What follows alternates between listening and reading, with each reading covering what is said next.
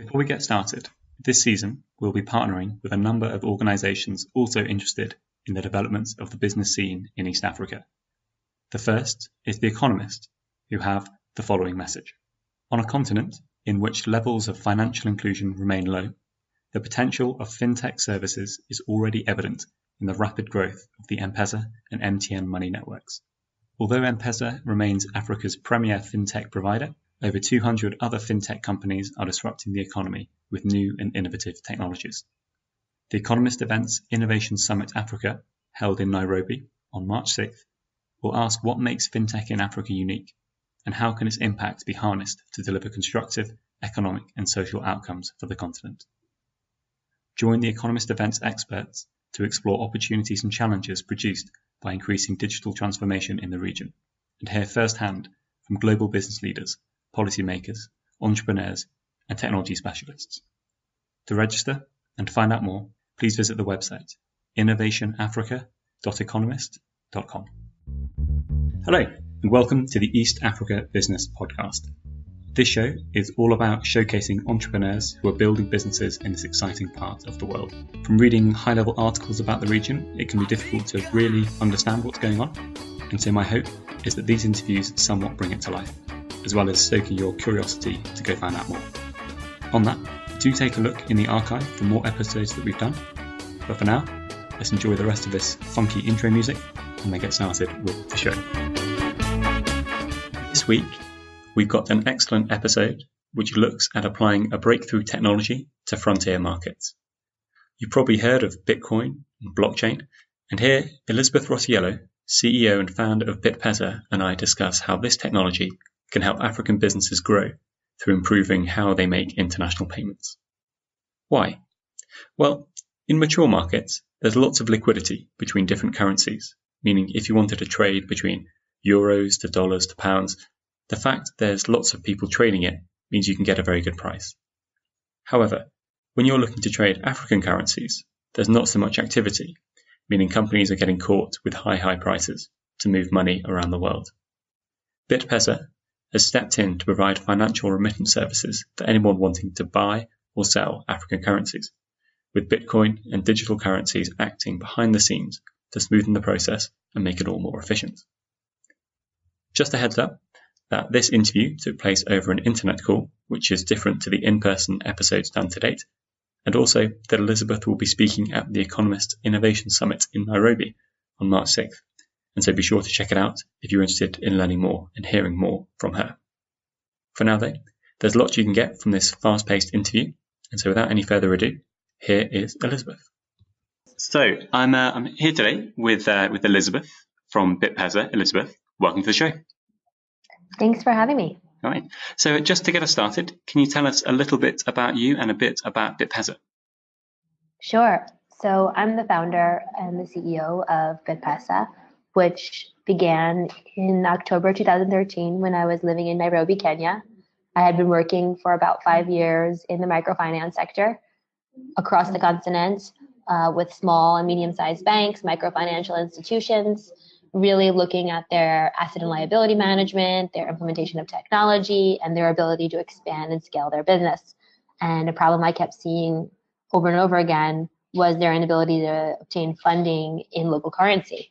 And most of them were obtaining funding in foreign currency and then trying to make a profit operating in financial services sector, hedging and mitigating risk of the local currency movements. So it was really stuck with me since I had started my career at Credit Suisse on the foreign exchange floor, working in the equity sales and trading.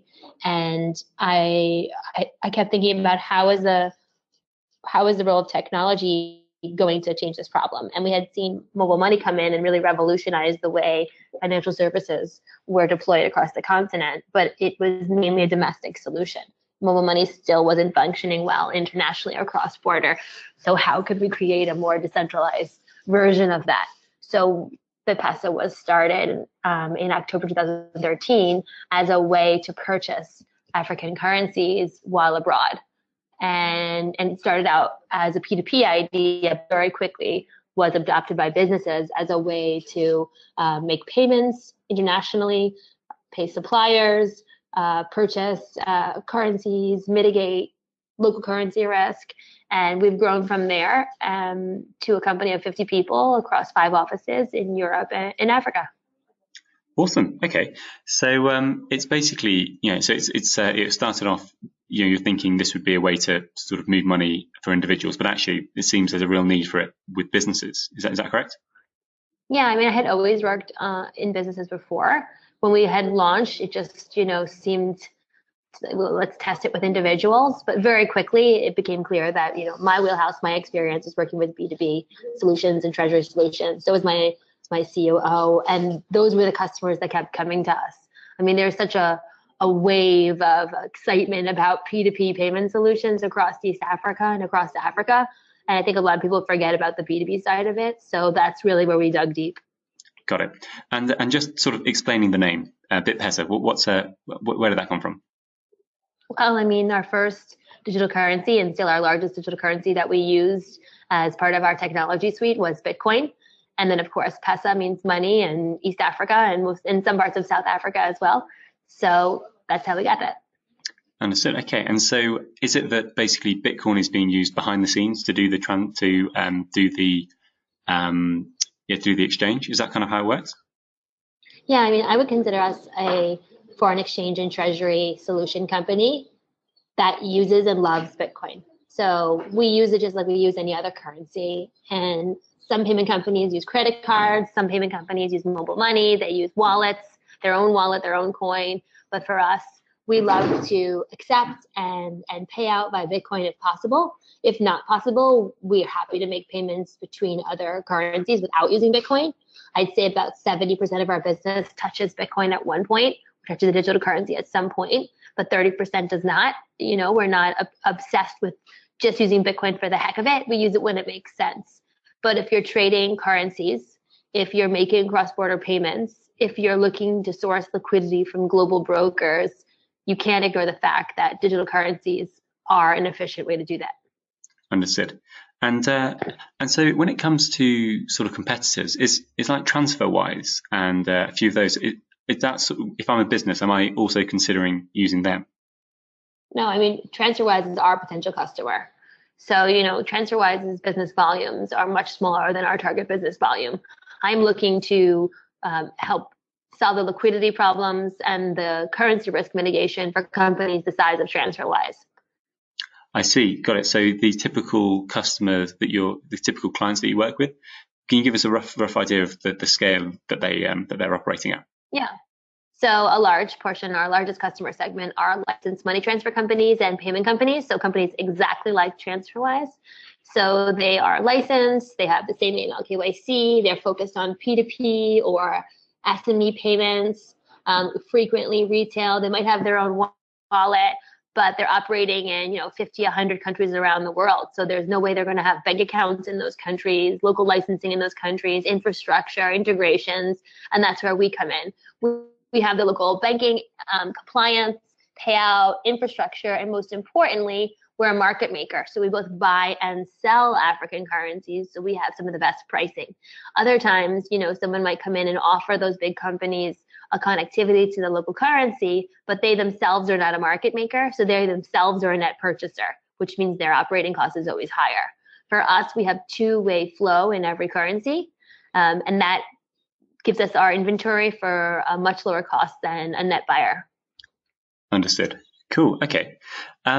It sounds quite an expensive business to sort of get going. How is that? How have you sort of been able to sort of fund that just up to now, kind of thing? Well, we used a lot of good old sweat equity. I mean, we had a lot of know-how on how to get things done across the continent, just having worked with such small businesses that were growing and expanding in so many different markets.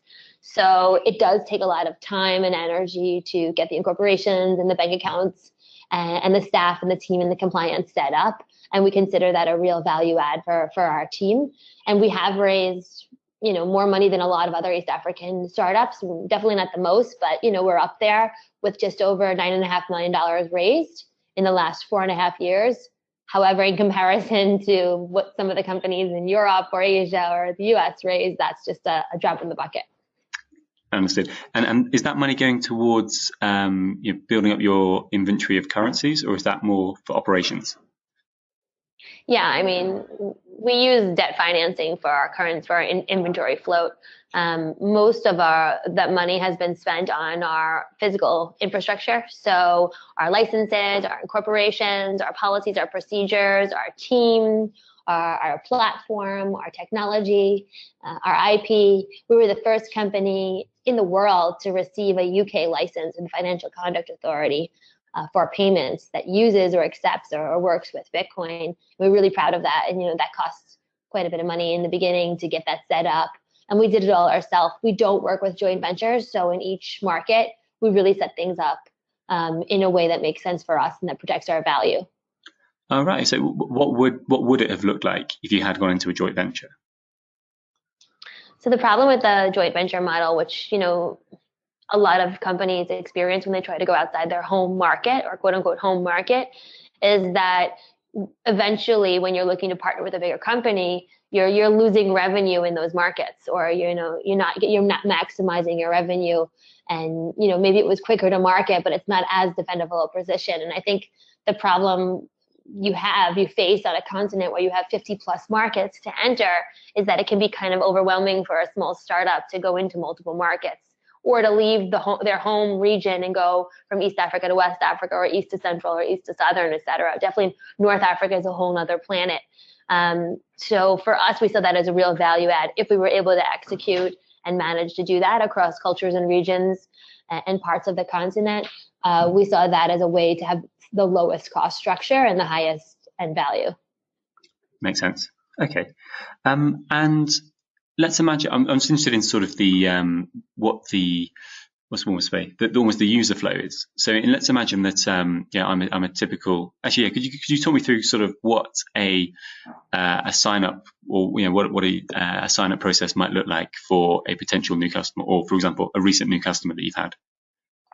Sure. So this morning we have a great pharmaceutical company that has suppliers in Nigeria, and these suppliers need to make payments to the top co in the Middle East. So they come to our website, they upload the name, the date of birth, the address of their director, they upload their incorporation documents, their ultimate beneficial owners, all of the things you would upload if you were opening up a bank account or a brokerage account. All of that is approved by our local compliance team. There's a visit if needed, but usually everything is cleared and checked within 24 hours. We use external software to scan sanctions and politically exposed people, but all of the other documents are scanned internally by our qualified team. And then documents are stored and saved and used and scanned as in accordance with European law on that nature. So, best in class compliance. Once that's onboarded, the customer is then able to request for a trading. They can pay in Nigerian naira if they're in Nigeria. So there'll be a local domestic bank transfer, or they could pay in mobile money, or they could use a local debit card. But they're basically paying a naira to naira transaction, and they're putting naira into our local liquidity pool, into our local bank accounts or local mobile money accounts, etc. And then globally, we will make a payout to their supplier. And if that supplier happens to be in Dubai, we'll pay out in dirham. If the supplier is in Hong Kong, we'll pay out in Hong Kong dollars. And we do that by either having a bank account in the destination country, or sending a digital currency token to a licensed broker in that country, like in Dubai or in Hong Kong, who will make the payment out to the bank for us. So the supplier will be paid within 1 hour of the transaction beginning. We'll have full documentation and KYC on where the supplier is and where it's going to. But in this case, the local Nigerian does not have to purchase US dollars in Nigeria and then transfer those US dollars abroad. All they have to do is simply send Nigerian naira into our local Nigerian bank account, and the rest is up to us. And then vice versa, we then have a Nigerian inventory, which we sell to remittance companies and payment companies who every single day need to buy Nigerian naira. Understood. So I take it the ideal scenario is if you can just increase the naira and then reduce and then pay out of the Dubai without there having to be sort of the movement in between. Is that sort of an ideal scenario? That's not ideal. That's what we do all the time. So we don't purchase US dollars. We don't touch foreign currency in country. We don't want to be breaking any currency control laws or import-export of foreign currency. We simply avoid using foreign currency by balancing out payments and creating a secondary market for liquidity and freeing up funds and flows so businesses can grow without the hassle of having to send money in and out of the country. Absolutely. And when does the digital currency, can you just clarify at what stage that comes in? Yeah, so let's say we're going to Hong Kong and I don't happen to have a bank account in Hong Kong or Japan where I don't have a bank account in Japan. I'll simply send digital currency to that Japanese broker and they'll pay out the Japanese yen on our behalf. Okay, and so it's a way for us to extend beyond our reach to countries and markets and currencies where we don't have our own bank accounts. Sure. So the Japanese broker needs to be comfortable accepting a digital currency. Yeah, and we will choose brokers that are. Understood. Have you been caught up at all in the fluctuations in, for example, Bitcoin recently? No, because at the moment of transfer, I'll ask the Japanese broker how much Bitcoin to pay out into that yen price. And, we do it so quickly between the two of us through a wholesale wallet account where it clears pretty much instantly that we're not waiting 2 days for it to clear. The price is open. So it's no more or less volatility than if you call your broker in Switzerland and ask them to buy you a Swiss telco stock and he gives you a price. He then has to get on the phone and find the stock for that price, right? It's the same broker model around the planet. And he knows what price he can usually get that at and what the availability is before he promises the customer. So it's the exact same thing. We don't leave ourselves exposed to price volatility. We basically put a collar on either side of it, and the customer is not exposed either. Okay, great. So in that sense, it's because it's all happening in an instant. It could be swinging up and down, but you're kind of not exposed to that. Yeah, and just like any other broker, occasionally we have a gain or a loss based on volatility at highly volatile periods, but we manage that, and it's never anything out of the ordinary. It's actually surprisingly very, very low. And when we show our board our P&L trading gain and loss, they just can't believe it. Like month after month, they're like, how do you keep it so managed? We're like, we're just like any other broker around the planet. We use the same exact strategies and risk mitigation techniques that people have been doing for age-old time. It's just the idea that we're using a new kind of token or a new technology to think that we have to completely start from scratch. This is the same business like any others. We use the same guidelines, same principles, same best practice. It's just a new piece of technology. Understood. Yeah. Okay. Nice. Has there been any? What are some of the questions that you receive from potential customers, or things which they sort of sometimes need a bit of time warming up to? Is it usually they're just like, oh, they get it and they're ready to go kind of thing? I think in some of the markets we operate, you're either going with a bank or you're going in the black market. So it's either, unbearable mountains of compliance or no compliance. And we basically have a high level of compliance that's done very quickly. So we have to kind of show them that the onboarding, we take the exact same information as a bank would, but we don't lose your documents 4 times. You can upload it. We'll have a very seamless process. So just kind of showing the customers how the onboarding is less pain than using, their local bank, but has the same level of compliance and trust. And that just comes with time. Okay, that sounds. And how do most customers find you?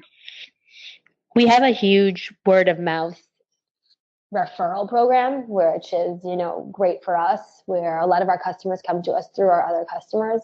We also have an all-star sales team and a brand new digital marketing strategy. So we've been lucky enough to have a great brand the last few years, just because of the timing of this company and what we've done and just being the first. So we get a ton of press and media outreach for being who we are and being the first of our kind. And that's been great, because I think a lot of other companies our size wouldn't have had that reach and that chance to kind of really put their name out there. And that's helped us. So between our media and our branding exposure, our word of mouth referrals, and our direct sales from our team, we've been able to maintain higher than 20% growth every single month, nearly for 24 months straight. That sounds incredible, right? That's fantastic. What have been some of the roadblocks, or what have been some of the things which you're like, man, I was expecting that to be quite easy, but actually that turned out to be an absolute nightmare? I mean, I never expected anything to be easy. I've been working in the region for a long time, and I'm a female founder in payments and in an emerging market that is just piling up things that are tough. I think it's been even tougher for a lot of other entrepreneurs in the space in the region. So I definitely recognize that I'm privileged in a lot of ways, and that I'm able to freely travel between three continents. I went to an Ivy League school. I did have a lot of um, networking that I had from my schooling and my career beforehand. So I've definitely had it easier than others. But it is really difficult as an African startup to convince those who have the funds to invest. They just don't understand the region. They don't understand the risks. They don't understand how the market's emerging. And there haven't been so many exits or wins that show a clear cut path on what the future holds. So blazing a trail is always difficult. I think also the being in Kenya was really interesting because we had this huge, amazing global movement with mobile money. I heard someone just call it the cradle of mobile money. And while it was amazing to be in Kenya during that whole decade while that happened, it was also just interesting to see how the whole Silicon Savannah bubble kind of came and then fizzed, where had all this promise, all this excitement to build off of this technology, and then a lack of regulatory clarity and a lack of welcome really at the regulatory level for startups and for innovators. And so while it was really exciting in the beginning, a lot of companies just kind of fizzled out or didn't scale in the way they should have. And a lot of telcos went against the small companies, and a lot of banks tried to join in, and it was just a lot of starts and stops. And I think now Kenya's realizing what has worked in Ghana, what's worked in Nigeria, what's worked in South Africa. And I was just at a great workshop last week with a lot of influencers in the government and in the donor community and in the tech community, where we're talking about, well, how do we repair that, and how do we make sure that Kenya and East African markets stay on top and stay ahead of innovation in the same way that other global cities are doing that. So, a lot of interesting lessons learned over the past decade. But I think it's going to be exciting to see what goes forward next. Absolutely. Out of interest, what's the answer? What's the answer from that workshop? I'm not closing your eyes and ears to innovation, not saying we're not ready for this, or we can't possibly do this, or this isn't for us. You can't close your eyes to the internet. You can't close your eyes to cloud computing, to decentralized solutions, to startups that overtake monopolies. I mean, to the fact that you're going to have partnerships in technologies that you can't even fathom. You have to just keep an open mind and open eyes and ears and get ready for it. I think there's just been a lot of people at the top that just go, no, it can't be, it won't be, it's not possible. And I mean, you can't stand in the way of an ocean of innovation. It's happening. It's just a question of how much are you going to assist it, or how much are you going to, stand in the way of it. Understood. All right. And were they receptive, or? Yeah. And I love the fact that the Gates Foundation is really taking a lead on this and saying, like, enough is enough. This has to go forward. And I think we've seen sandboxes all over the world come out. I'm not such a fan of a sandbox. I think it's kind of like a regulatory purgatory for a lot of companies. And, customers don't want to see that you're in a sandbox. They want to see that you're licensed. But I think at least what that does is get people listening in the room. I think we just need to see like sample regulation pop up in other markets that's then applied quickly in East Africa for sure. That makes sense. Okay, Elizabeth. So we've just got a couple of minutes left. So we'll just ask a couple more questions. Waiting, when you fast forward sort of 3 years, 5 years with Bitpesa, what do you see? I see us not being the only company on the continent that's actively using Bitcoin and blockchain at scale. I see a bunch of other startups that have kind of been seeded recently or the last 1 or 2 years gaining scale as well. So it's a whole ecosystem of companies using this technology, and I just can't wait for that day. I mean, we have definitely the exchanges in South Africa. There are 3 big exchanges that are quite large, that have scaled straight up just selling over an order book. But other than that, we haven't seen any real scaled businesses using Bitcoin or blockchain technology. We've heard rumors and like media press releases that kind of go out there and fizzle about governments or startups or companies, but nothing really on the ground that is actually launched. So I'm super excited for the day when we have, customers, partners, channel distribution, governments, all very familiar with this technology and incorporating it into their business model. And do you think that'll happen in 3 to 5 years? Definitely. It's already going to happen like at the end of this year. So, I mean, I've seen the seeds. I've lived long enough to see a couple of cycles of it. I know the players that are doing it, and I'm just so excited. I see. And for Bitpesa in particular, will you continue doing this this sort of main use case you've got now, or do you think there might be other sort of channels or other things which you might go into? Oh, there's so much room to grow and deepen in this area. I mean, treasury and foreign exchange and settlement solutions are just completely lacking on a scale for the currencies in these markets, and including into the Middle East and Central Asia as well. So we're really excited to offer derivatives towards the end of the year, other risk mitigation tools, prepayments and float for companies that are looking to pay in and out of all these currencies. I'm a firm believer in domestic currencies and fiat currencies. I think we're still going to have, over 50 fiat currencies across Africa. I don't believe there's going to be one mono currency. Just as I struggle to believe that there's going to be one mono government, not for a while yet anyway. So who's making a market between these currencies? Who's providing liquidity? Who's trading? And this is our focus in our core business. And a lot of other companies get distracted, or they have other business models, or they want to go to P2P, they want to have an e-wallet, they want to do credit card processing. Cool, great, that's for them. But this is our focus, and we're really good at it. And I think there's just tons of room to grow. Fantastic. And people listening at home, how can they learn more about Bitpesa or even sign up, etc.? Sure. Well, if you're looking to buy or sell African currencies, feel free to just go into our website at bitpesa.co and poke around. Yeah, sign up and start trading. You can always ping us. You can find us on Twitter and Facebook and everywhere online. And we have a great blog and even an Insta account sharing the story of this great company that we're building across the continent. Very cool. Out of interest, what's on your Instagram account? Pictures of our incredible team, our customers, and the way that we've been growing. It's not every day that you see an East African team really launch in Nigeria successfully and then move further into Francophone Africa, as well as developing a European infrastructure. So we're just super proud that we have an incredibly diverse team, 50% female, every possible religion, race, language, culture, age, and we have a very cohesive way of working and trading across all 3 major time zones. And we're just super excited to keep expanding into North Africa and Southern African region in the next year. Fantastic. Cool. Well, Elizabeth, thanks so much. Awesome. Thanks, Sam. Before we head, just a quick moment to say thank you for listening. You can see show notes for this episode by heading to www.samfloy.com/podcast. That's samfloy.com/podcast.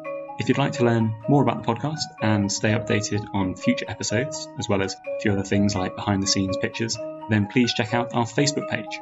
Search for the East Africa Business Podcast, and you can like it from there. Finally, if you felt this was a good episode, then please do leave a rating for the show on iTunes or wherever you get your podcasts. It helps others like you find the show, and I, for one, would really appreciate it. In any case, have a great week and speak to you soon. This episode was brought to you by The Economist Events, who host over 80 events annually in over 30 countries on topics that convene world-class thought leaders on a range of strategic business issues. To find out more, head to events.economist.com.